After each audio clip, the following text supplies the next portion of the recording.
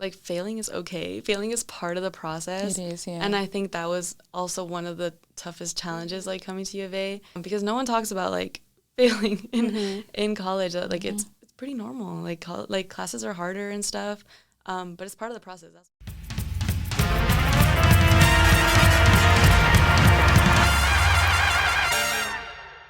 Hey Wildcats, my name's Nicole Camacho and you're watching UAZ Podcast. I'm here with my co-host, Rebecca Ursule. Today we have a very special guest, Andrea Salgado. So please introduce yourself. Please tell us what you're majoring in and if you're in any clubs or any of the sorts. Yeah, so my name's Andrea Salgado. I am a senior. I'm majoring in retail and consumer science. I work as a resident assistant for housing and res life for U of A. I've been doing it since I was a freshman, so kind of experienced in it. I am also vice president of Kappa Delta Chi Sorority Incorporated. It's a multicultural Greek organization on campus. And I also work as the marketing chair for the dorm I work in. Thank you so much for coming on and having a conversation with both me and Rebecca and inspiring students here at the U of A. So, as we were reading your bio, we learned that you are a first-generation student. What has your journey been like at the U of A? Well, at first, being first-gen, it was pretty difficult to navigate college life, especially at such a big university. I didn't really take into account how hard that would be. I am from El Paso, Texas, so it's very Hispanically rich, I guess. So I grew up around a lot of people that shared the same culture as me, background, values. So coming here was a big culture shock. And I did struggle to find my community. But as a first-gen college student, I did a lot of like learning on my own, which I don't recommend because like there's so many resources that are there to help you. Yeah. But like obviously I didn't know. Like I didn't know who to ask or what to do. So yeah, I had to learn how to ask for help. Now I have, so that's good. But yeah, and I think one of the main things that has helped me a lot along the way was getting involved on campus and finding my community, finding other people that are like going through the same thing I am. Kind of like as guidance, but also as like inspiration. Like I think it's helped me a lot. You mentioned that you're from El Paso, Texas. I would assume it's very similar from here in Tucson, and you said that it was a culture shock. So what made you think that? Yeah, so when I was applying here, part of it was like, oh, it's Tucson. Like it is pretty similar to El Paso. But like living on campus was very different, very diverse, and I struggled to find other people that were like me, which was odd, at least in my head, because I'm like, it's Tucson, and it's a Hispanic serving institution. I'm like, maybe I'm just looking in the wrong places. I don't know. But yeah, that was a culture shock at first. Thank you so much for sharing. Was there anything that made you succeed along your way in the U of A? I think, yeah, what I said, like getting involved. I've really grown in whatever I have gotten involved in. So like even just in the RA role, I've built a lot of community there and leadership skills, as well as in my sorority. And just anything I do, I try and like build off of that and see how it can help me further in life. Yeah. And I think I've definitely accomplished that, and it has helped me a lot. So college has gotten easier, and I've been able to take on more and like manage that better. Yeah. Andrea, thank you for coming up and have this conversation with us. This is really inspiring. From being just a first generation student, like we all go through all those high and lows most of the time. Yeah. And I would say I think pretty much most of the time we teach ourselves most of the things because you come to an environment whereby you think like everybody knows everything, they got everything they're doing. And now you really have to learn and also like be on the same level, on the same pace. So at times kind of like you shy away from asking for those help because you're like, am I going to be the only person in the office? You know, that kind of thing. No, yeah, exactly. So you do a lot of background stuff. I do that a lot as well. Like I want to know something, I go look it up. I go first like the background information. Then if I don't find the right information, that's why I come up and ask for more information. So how has life been like living in housing and residential here at the University of Arizona? It's been so great, honestly. Apart from the benefits of being an RA, I really do enjoy living on campus. I feel like it adds to the college experience, which is part of the reason why, I came to U of A. And I think it's great for building community. Every year, like, I look forward to meeting my new staff and meeting my new residents and just not only like getting to know them and connecting with them, but even just learning from them. I feel like I learn a lot about myself like each year that I connect with them. And yeah, it's just like my own little community, which is so nice, even though it's so big too. Mm-hmm.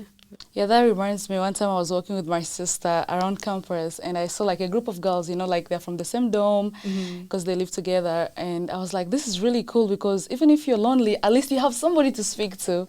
And I think, living just around campus is really beautiful and I'm glad you're having a great time. So how has that shaped your experience so far?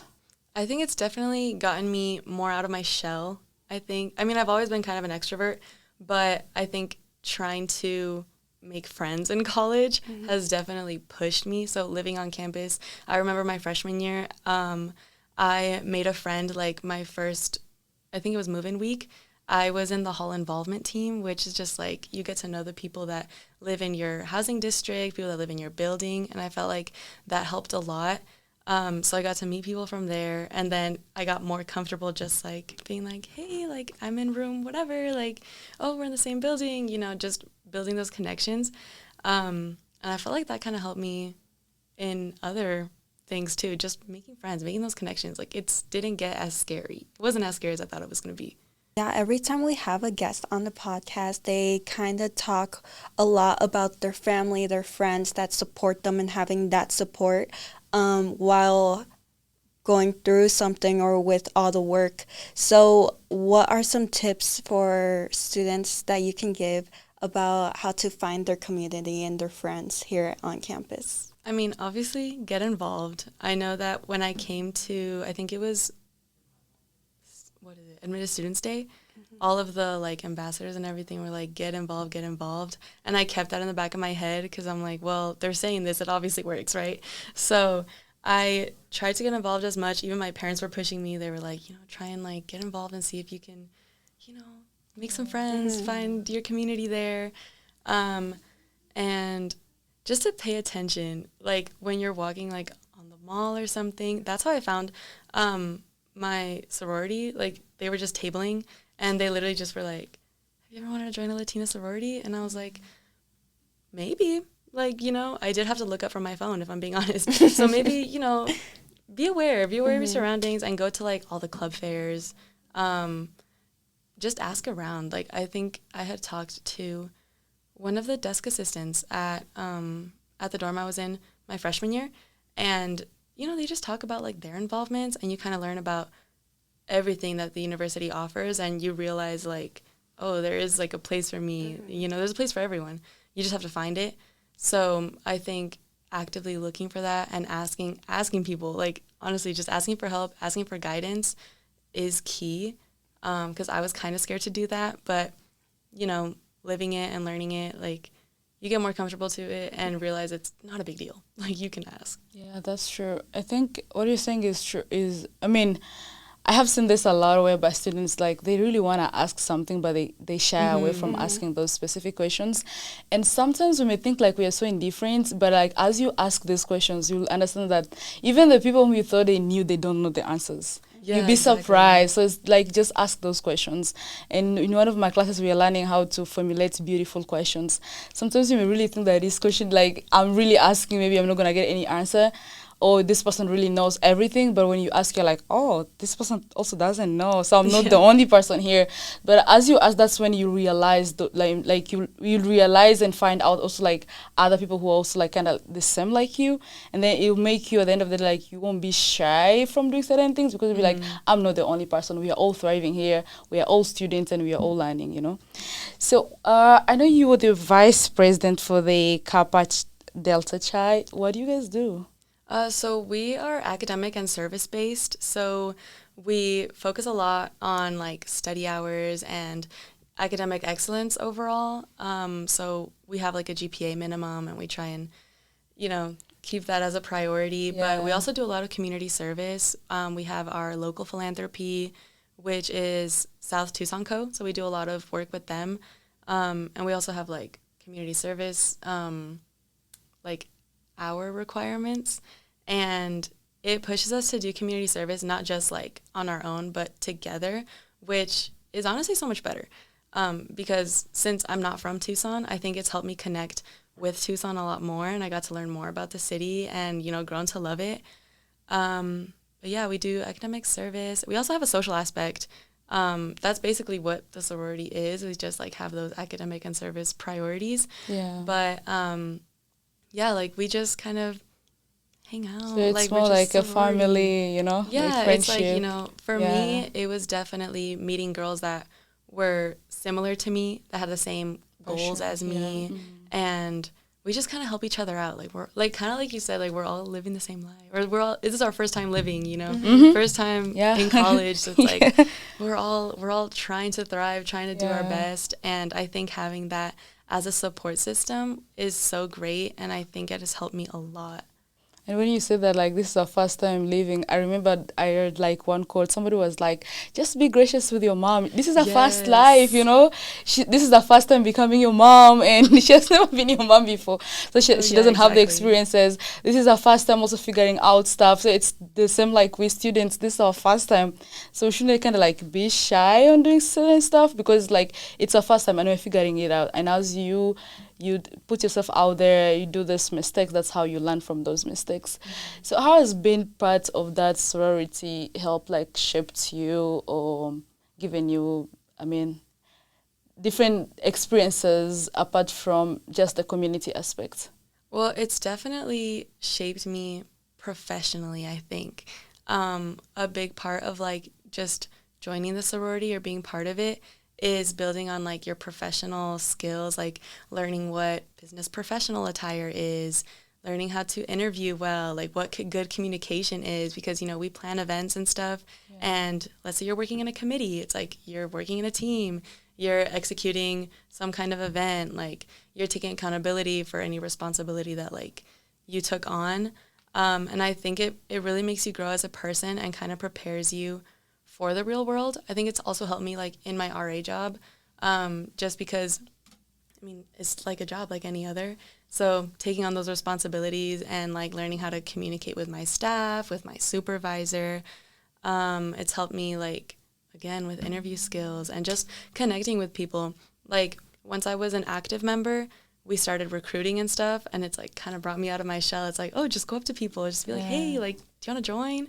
And yeah, like, I think it's helped me a lot for that professional aspect, but then personally, again, like helping me be more extroverted and also being like vulnerable, which I kind of struggled in. Not to get vulnerable now, but I did kind of struggle in that just because I'm like the eldest child. So I felt like I always had to be a role model to that. And then like in a Hispanic household, it's not really common to be like super vulnerable, but like being in Katy Chi, it made me realize like, again, there's also girls that had the same experience who are also the eldest, first time being like vulnerable.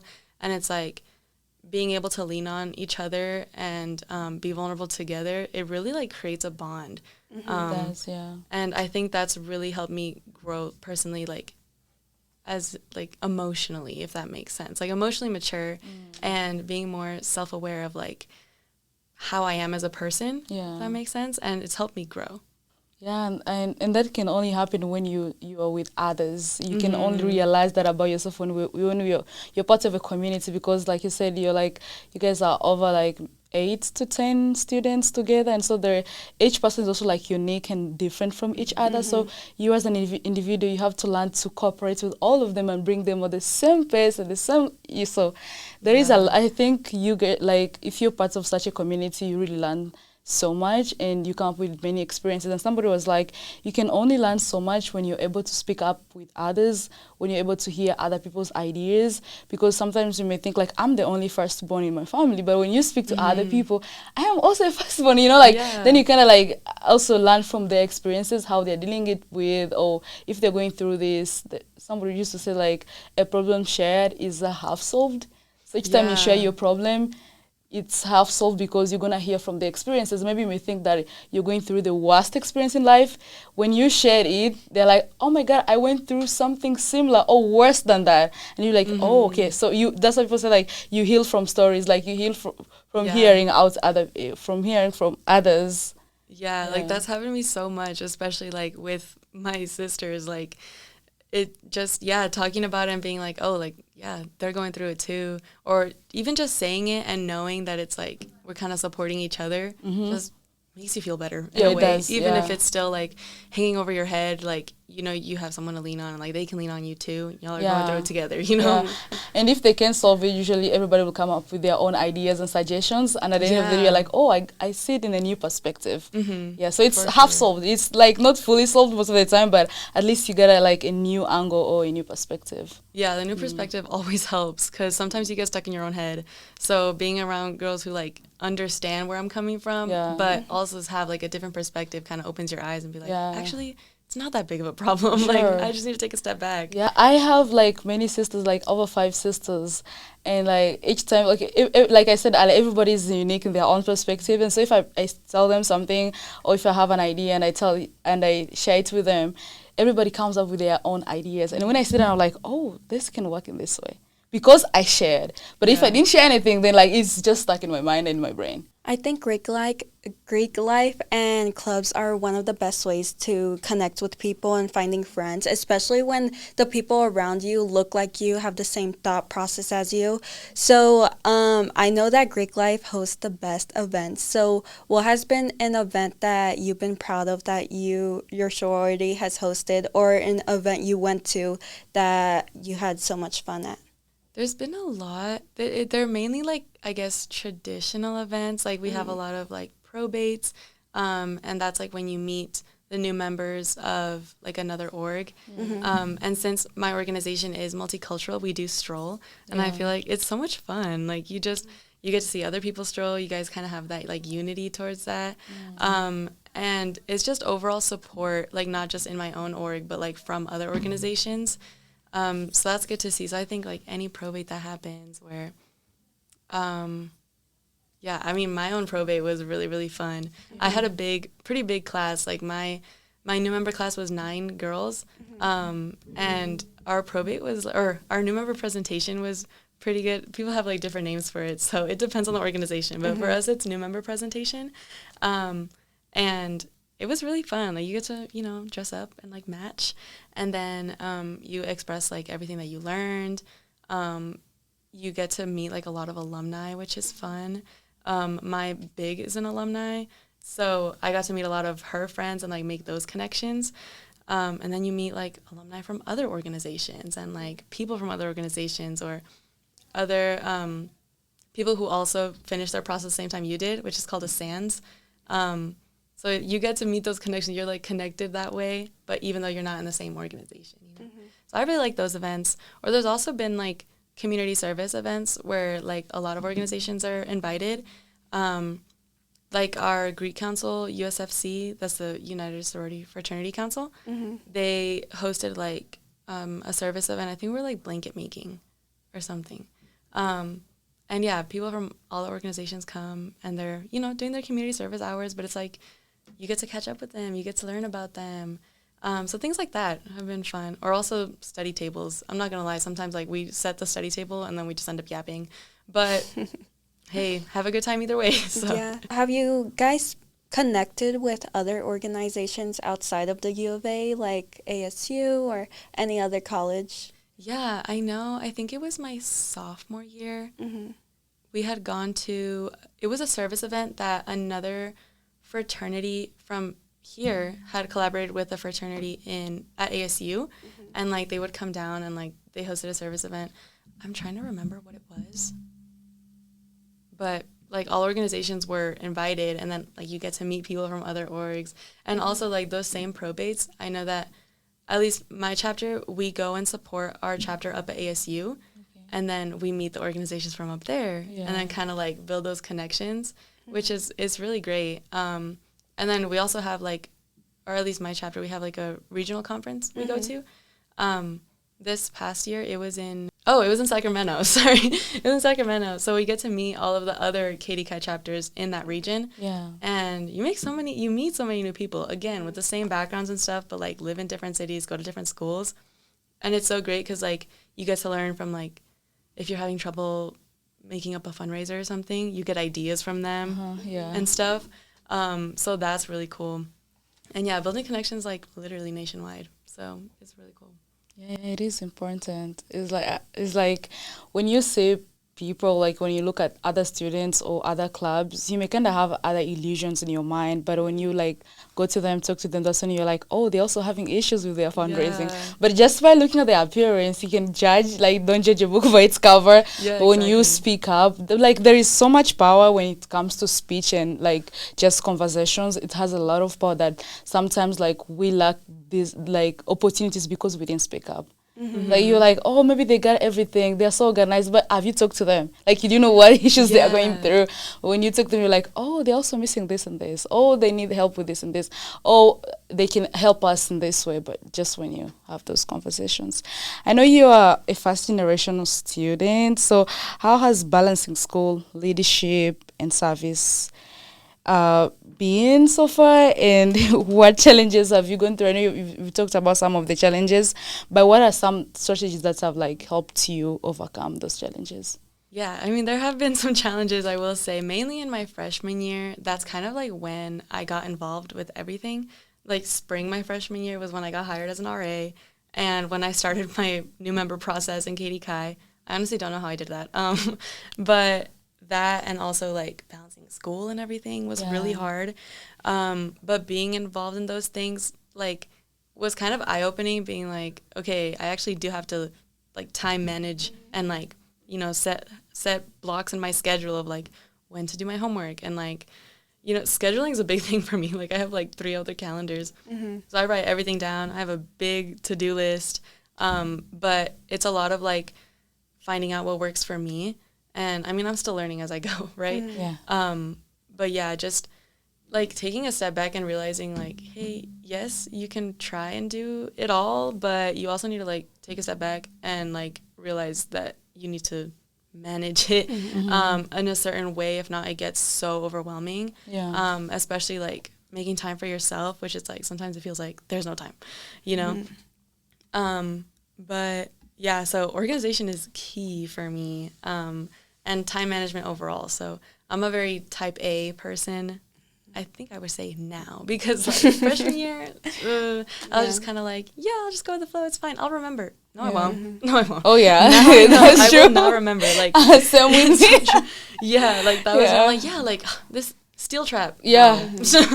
No, like now I have to write everything down. There's Post-its all over my room. Like it's crazy. But yeah, organization, tons of calendars, all of that. And yeah, knowing when to ask for help. Because yeah, taking on like leadership roles, I know like in the sorority, I tried to take on like so many leadership roles, but it comes with a lot of responsibility, a lot of like requirements you have to do, events you have to put on, or things you have to plan. And like we're giving committees like to help us with that. But sometimes I wouldn't use that. Like I'd be like, it's okay, like I can do it. Yeah. No, like it's okay to ask for help. Yeah. It's okay to delegate tasks if you can, you know? So I think realizing that helped me balance it all, you know? Yeah. And just getting to know myself and how I work as a person. Did you have prior experience before joining those leadership roles from high school or somewhere? Yeah, kind of in high school. I was on the dance team in high school, and towards my senior year, I was like a captain, kind of. There was like 4 captains, and 2 were like the main, like the main co-captain. Ones. Yeah, I was like a co-captain, and then I was mainly like technique captain, if that makes sense. We had like different roles, but that was kind of like the only leadership role I took on in high school. I mean, COVID didn't really help with that, but yeah. I will say also like what you said earlier, the organization skills are very important. Last semester too, I had some issue. I had so many classes, I had clubs, I had leadership roles and so many other things. And I was like, everything can stick in my brain. I'm going to be okay. But it doesn't happen like that. And people say that you have to learn from, sometimes the best teachers you experience. Even if you tell me like it's not gonna work, but I'm gonna be like, I'm so stubborn, it's gonna work. Yeah. But when it fails to work, you're like, okay, now I have learned my lesson. That was literally So yeah, me. now like I try also to keep track of my calendar, everything that if something isn't in my calendar, that means I'm not gonna do it. Yeah, Or exactly. if there is no time for that in my calendar, so like no, I can't do that. Mm-hmm. I have to take a break. I have to do other stuff because I take on so many roles, so many responsibilities at the same time. I'm like, I have to give myself a break, but it's through experiences. Yeah, honestly, like once you feel that burnout, you're like, yeah, maybe I do need time for myself, and it helps. You like recharge, and then you feel like you can take on the world. So yeah, I think organization was one of those lessons that I also learned my freshman year. I now have multiple calendars: Google Calendar, Outlook Calendar, and also Calendly, I think it's called, for our podcast. And on Sundays, I always reset my reminders and put all the homework that's due for that week. So that's one of the lessons I had to learn while in my college career. So if you could give your advice to your freshman year self, what would it be? I would say ask for help for sure. Yeah, don't be scared to ask for help, and learn from your mistakes, or like learn from yourself and pay attention to yourself and what works for you. Yeah. But also I think, like, I guess advice would be like, failing is okay. Failing is part of the process. It is, yeah. And I think that was also one of the toughest challenges, like coming to U of A, because no one talks about like failing in college. Like it's pretty normal. Like classes are harder and stuff. But it's part of the process. That's why I changed my major like 3 times. But yeah, and like learning from your mistakes is the only way. And I think just like try everything, like try whatever works for you. And if it doesn't work, oh well, move on, and learn from that. Yeah, I think trying is one of the biggest things a student can do, because if you don't like it, you can just quit and just do something else. So I think trying is so important. I'm currently like in the midst of like joining so many clubs, and I'm like, I want to do this, but also like organizing all of that. Yeah. No, it's hard, but like I feel like taking on any opportunity you can, but I think also, at least for me, it was like learning that quitting is okay. Like giving up something is okay if it's not for you. Because at first I thought, I was like, well, I committed to it. Like I have to do it. But it's like, no, you don't. Like it's your own life. You can make your own decisions. And I think that was part of the learning process. But yeah. Yeah, I also add that being realistic is very important. Yeah. I have struggled with that a lot, whereby like you said, you really taking on so many leadership roles, and you have just 24 hours in a day. But you're like, I really have to do it. I have committed, because once I commit something, I'm like, I'm going to do it because I said I'm going to do it, and I have to do my duties as required. But I'm like, again, I don't have that much time. And even when I quit, my heart feels like I should go do it again. I keep like going to and fro, to and fro, because I'm like, I really have to do this. But you only have 24 hours. And sometimes when it's like 9 p.m. and I'm like, I didn't do this, I didn't do that, like, is my time running like differently from other students, But like you said also earlier, like asking and talking to other students also help, because you're like, oh, how are you dealing with your calendar? How are you dealing with these issues? How are you dealing with these classes? Helps, because you're like, oh, I'm not the only person struggling here, so it's okay, But you can only realize that when you've heard from other students, or through your own mistakes, or through your own experiences. That's why it's very important for us to learn from our past, the present, and while looking at the future, because our past really tells us a lot. Like if last semester you were having 5+ clubs and you only attended to 1, that means the realistic is you can only attend to 1, not 5. Exactly. But we kind of have to always go back and forth and looking at that, and not being so mad or pissed off, because we're humans, we make mistakes, and it's only through those mistakes that's when we learn. Making mistakes is part of life, and like it just helps you grow as a person, Yeah.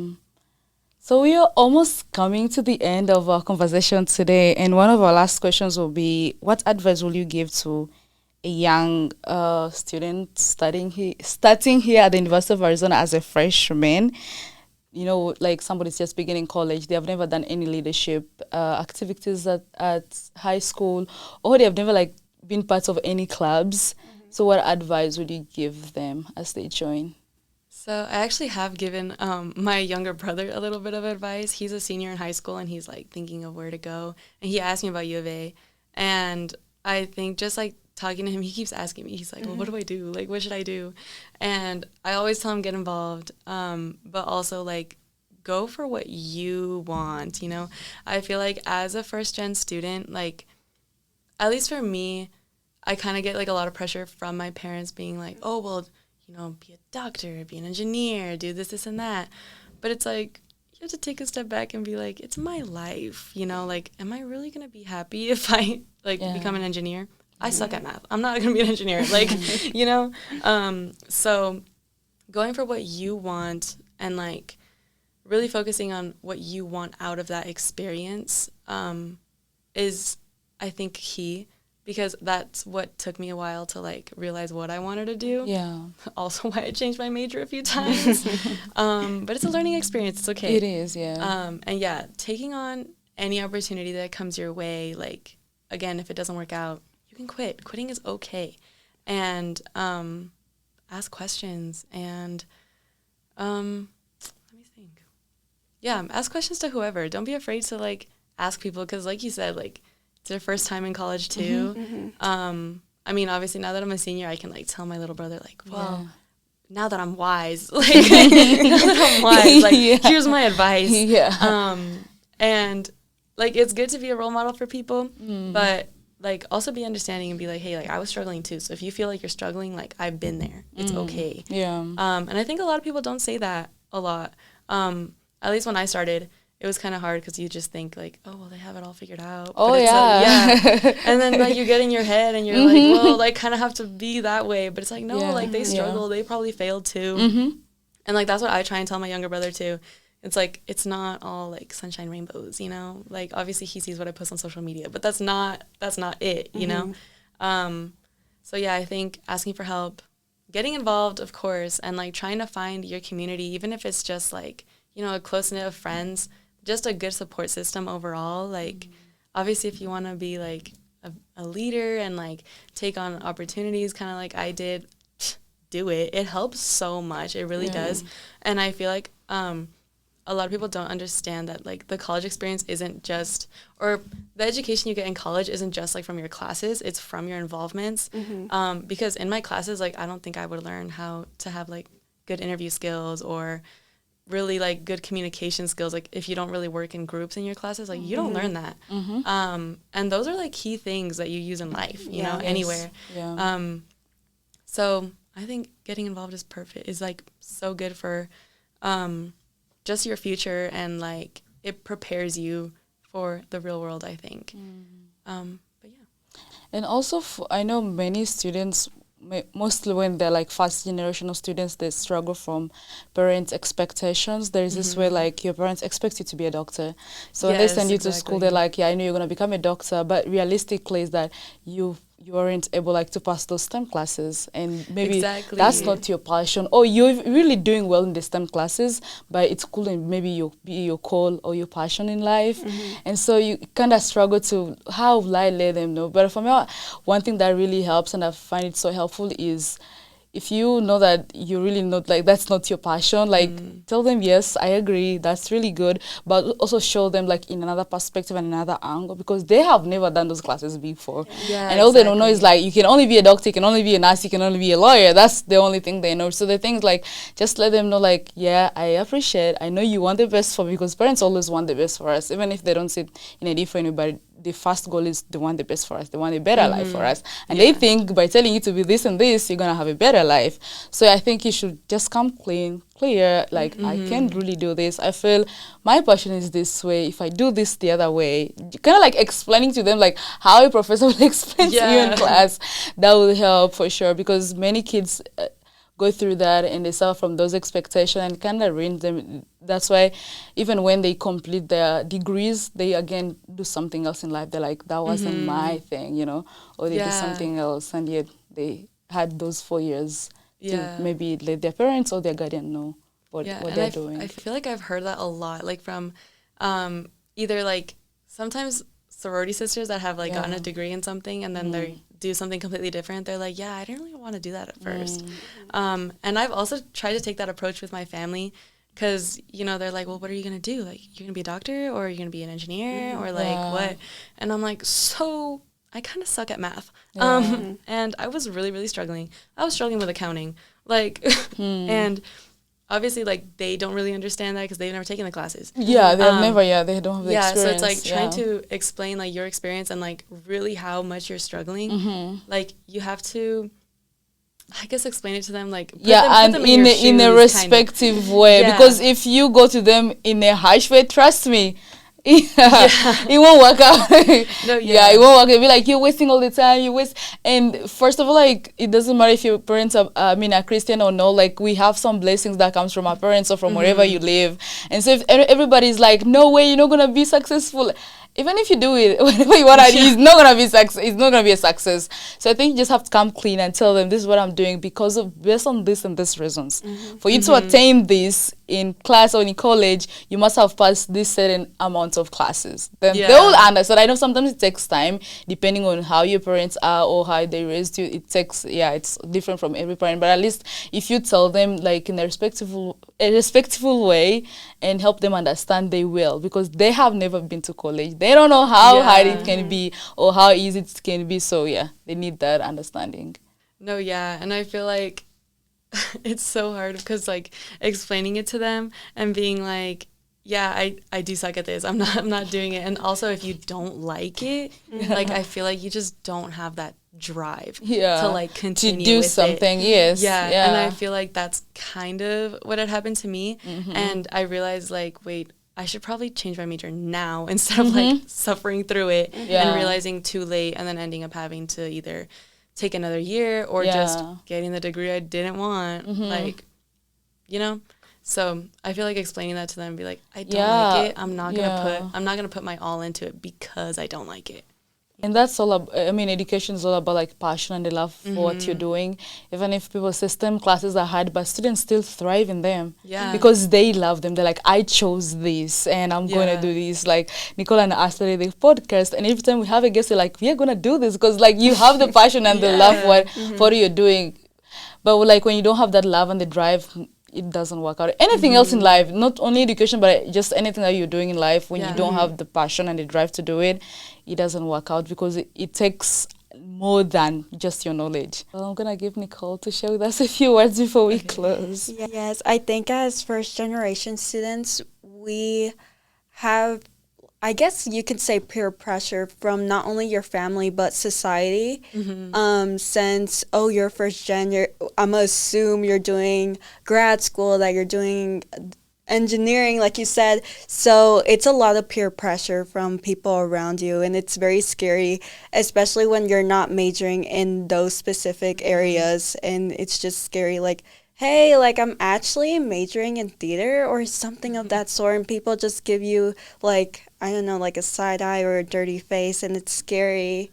Yeah, it is really scary. And, like, again, it's just, like, that societal pressure, like, to, break generational, like, patterns and, you know, be the first one to get your degree. But it's, like, if you're unhappy, they're going to be like, yeah, she has her degree, but, like, she's miserable. You know, like, you don't want to be that person. And I feel like I kind of have that voice in the back of my head, like, yes, I want to get my degree, and yes, maybe I want to get my master's, but, like, I want it in something that I know that I'm good at and that I do genuinely like. If not, then it's like, well, what's the point? Something that you like, and something that not kind of like your parents have to approve it, but at least they have to feel better about it. My daughter is doing this. Because sometimes, like, they don't have to approve everything that you're doing, but at least when they have a hand, helps a lot, because in future, if it doesn't work out like you said, everybody's gonna be, we told you. Like, that hurts a lot. Like, we told you, you never listen. I'm scared for that.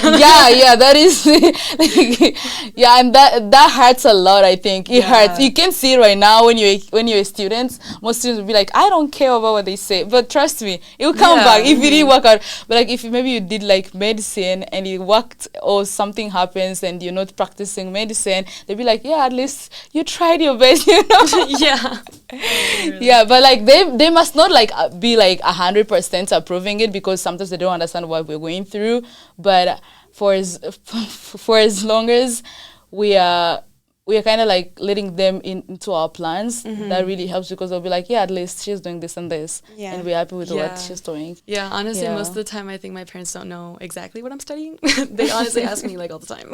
They're like, so what is it that you do? But it's come to a point where they're just like, well, we support you. Yeah, like, that's the most doing, important like, thing. Okay. Yeah. I mean, after the third major change, they're like, whatever you want, sweetie. Like, we got your back from back here. Like, you know, which is so great. I love having my family as such a great support system. Like, especially my mom, she's so supportive in everything I do. She's like, as long as you're happy. Yeah, like, mothers are like that. And I feel like, you know, just remembering that is so great.